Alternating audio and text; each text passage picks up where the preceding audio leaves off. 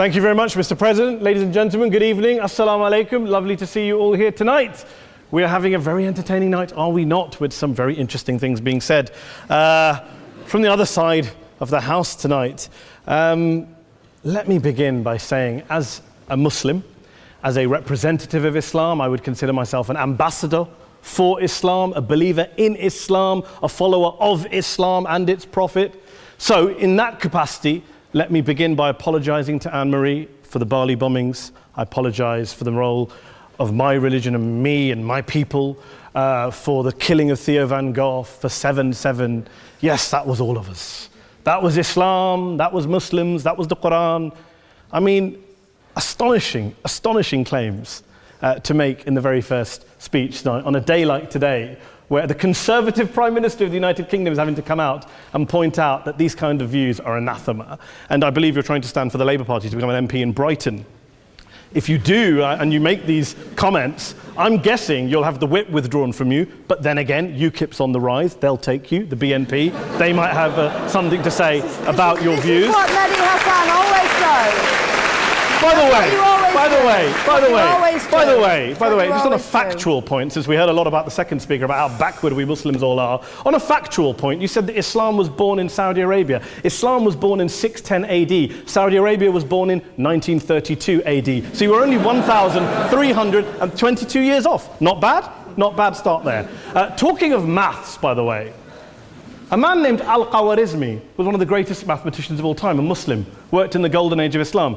He's the guy who came up with not just algebra, but algorithms. Without algorithms, you wouldn't have laptops. Without laptops, Daniel Johnson tonight wouldn't have been able to print out his speech in which he came to berate us Muslims for holding back the advance and intellectual achievements of the West, which all happened without any contribution from anyone else other than the Judeo-Christian people of Europe. In fact, Daniel David Levering, the author of the Pulitzer Prize-winning historian and author of The Golden Crucible, points out that there would be no Renaissance, there would be no Reformation in Europe without the role played by Ibn Sina and Ibn Rushd and some of the great Muslim theologians, philosophers, scientists in bringing Greek texts to Europe.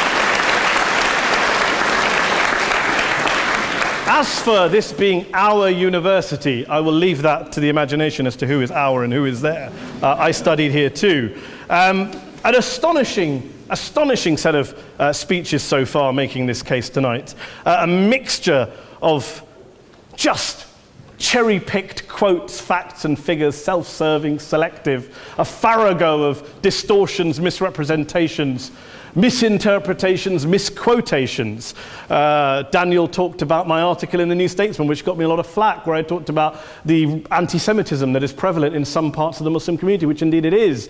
Of course, I didn't say in that piece that it was caused by the religion of Islam. In fact, modern anti-Semitism in the Middle East was imported from, finish the sentence, Judeo-Christian Europe, where I believe some certainly bad things happened to the Jewish people. In fact, Tom Friedman, Jewish-American columnist in the New York Times, told me in this very chamber last week that he believed, had Muslims been running Europe in the 1940s, 6 million extra Jews would still be alive today. So I'm not going to take lessons in anti-Semitism from someone who's here to defend the Judeo-Christian values of a continent that murdered 6 million Jews. Moving swiftly on. Yes. Absolutely. Well, I'm about to make that point. No, I'm about to make that point. You're right. I agree with you 110%. That is my point. I don't think Europe is evil or bad. I'm a very proud European. I don't want to judge Europe on that basis, but if we're going to play this gutter game where we pull out the Bali bombing and we pull out examples of anti-Semitism in the Islamic community, then of course I'm going to come back and say, well, hold on. I mean, look, let's be very clear. Daniel here was a last-minute replacement for Douglas Murray, who had to pull out. And Douglas and I have a well-documented differences, but to be fair to Douglas, as to be fair to Anne-Marie and to Peter, atheists. Atheists see all religions as evil, violent, threatening. What the problem I have with Daniel's speech is that Daniel comes here to run this robust defense of Christianity, forgetting that his fellow Christians, people who said they were acting in the name of Jesus, gave us the Crusades, the Spanish Inquisition, the anti-Jewish pogroms, European colonialism in Africa and Asia, the Lord's Resistance Army in Uganda, not to mention countless arson and bomb attacks on abortion clinics in the United States of America to this very day. I would like a little bit of humility from Daniel first before he begins lecturing other communities and other faiths on violence, terror, and intolerance. But, no thank you. Some water. But I would say this, to address the gentleman's very valid point here, I'm not going to play that game. I don't actually believe that Christianity is a religion of violence and hate because of what the LRA does in Uganda or what Crusaders did to Jews and Muslims in Jerusalem when they took back the city in the 12th or 13th or whatever century it was.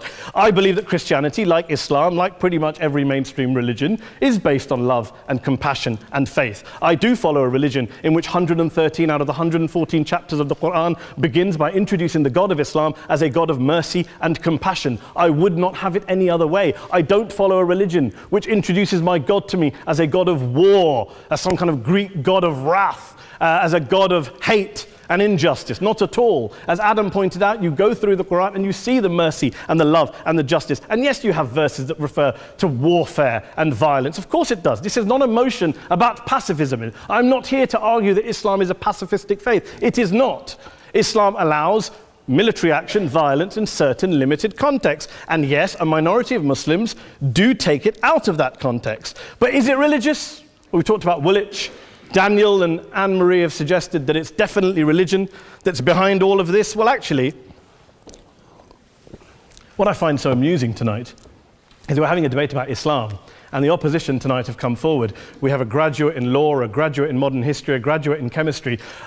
And, you know, I admire all of their intellects and their abilities, but we don't have anyone who's actually an expert on Islam, a scholar of Islam, a historian of Islam, a speaker of Arabic, even a terrorism expert or a security expert or a pollster, let alone to talk about what Muslims believe or think. Instead, we have people coming here, putting forward these views, putting forward these sweeping opinions. Listen to Professor Robert Pape of the University of Chicago, one of America's leading terrorism experts, who, unlike our esteemed opposition tonight, studied every single case of suicide terrorism between 1980 and 2005, 315 cases in total. And he concluded, and I quote, "There is little connection between suicide terrorism and Islamic fundamentalism or any of the world's religions. Rather, what nearly all suicide terrorist attacks have in common is a specific secular and strategic goal to compel modern democracies to withdraw military forces from territory that the terrorists consider to be their homeland." And the irony is, when we talk about terrorism, the irony is that the opposition and the Muslim terrorists, the Al-Qaeda types, actually have one thing in common, because they both believe that Islam is a warlike, violent religion. They both agree on that. They have everything in common. Osama bin Laden would be nodding along to everything he's heard tonight from the opposition side. He agrees with them. The problem is that mainstream Muslims don't. The majority of Muslims around the world don't. In fact, a gentleman here started quoting all sorts of polls. Gallup carried out the biggest poll of Muslims around the world, of 50,000 Muslims in 35 countries. 93% of Muslims rejected 9/11 and suicide attacks. And of the 7% who didn't, they all, when polled and focus grouped, cited political reasons for their support for violence, not religious reasons. And as for Islamic scholars and what they say, well, Daniel talks about our University of Oxford. We'll go down to Oxford Centre for Islamic Studies, get hold of a man named Sheikh Afifi al-Akiti, who is a massively well-credentialed and well-respected Islamic scholar who has studied across the world, who in the days after 7/7 published a fatwa denouncing terrorism in the name of Islam, calling for the protection of all non-combatants at all times, and describing suicide bombings as an innovation with no basis in Islamic law. Go and listen to Sheikh Tahir al-Qadri, one of Pakistan's most famous Islamic scholars, who published a 600-page fatwa condemning the killing of all innocents and all suicide bombings unconditionally without any ifs or buts. There's nothing new here. This is mainstream Islam, mainstream scholarship, which has said this for years. You don't go out and kill people willy-nilly in the high street or anywhere else on a bus or a mall based on verses of the Quran that you cherry-pick without any context, any understanding, any interpretation, or any commentary. Point of information. Please. Well, it doesn't happen apparently.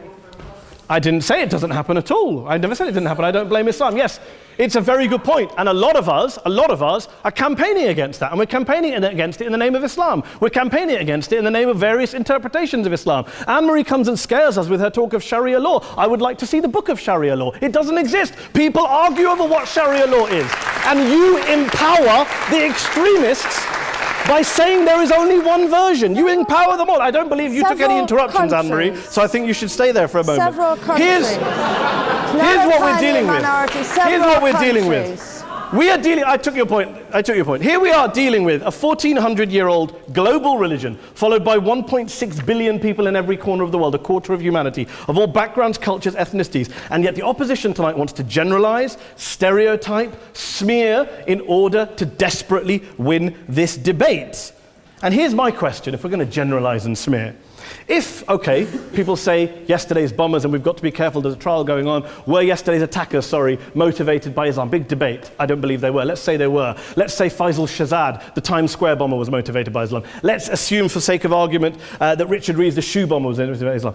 If Islam is responsible for these killings, if Islam is what is motivating these people, and Islam is therefore not a religion of peace, a religion of war, then ask yourself this question: why aren't the rest of us doing it? Why is it such a tiny minority of Muslims are interpreting their religion in the way that the opposition claim they are? Let's assume there are 16,000 suicide bombers in the world. There aren't. Let's assume there are for the sake of argument. That's 0.001% of the Muslim population globally. What about the other 99.99% of Muslims who the opposition tonight either ignore or smear? The reality is that the rest of us aren't blowing ourselves up tonight. The reality is that the opposition came here tonight not worried about the fact that me and Adam might pull open our jackets and blow ourselves up tonight because we're followers of a warlike warrior religion which wants to take over Europe and Daniel's university. The issue is this. The issue is this.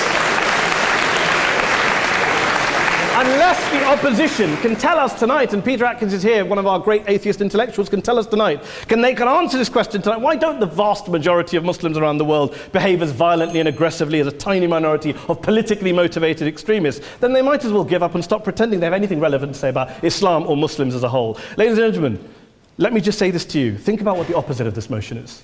If you vote no tonight, think about what you're saying the opposite motion is. That Islam isn't a religion of peace, it's a religion of war, of violence, of terror, of aggression. That the people who follow Islam, me, my wife, my retired parents, my 6-year-old child, that 1.8 million of your fellow British residents and citizens, that 1.6 billion people across the world, your fellow human beings, are all followers, promoters, believers in a religion of violence. Do you really think that? Do you really believe that to be the case? They say that in the Oxford Union, the most famous debate was in 1933 when Adolf Hitler looked out for the result of the King and Country motion, where they voted against fighting for King and Country, and Hitler was listening out for the result. Well, tonight, 80 years on, there are two groups of people around the world who I would argue are waiting for the result of tonight's vote. There are the millions of peaceful, non-violent, law-abiding Muslims both in the UK, Europe, Asia, Africa and beyond, who see Islam as the source of their identity, as a source of spiritual fulfillment, of hope, of solace. And there are the phobes, the haters, the bigots out there who want to push the clash of civilizations, who want to divide all of us into them and us and ours and their.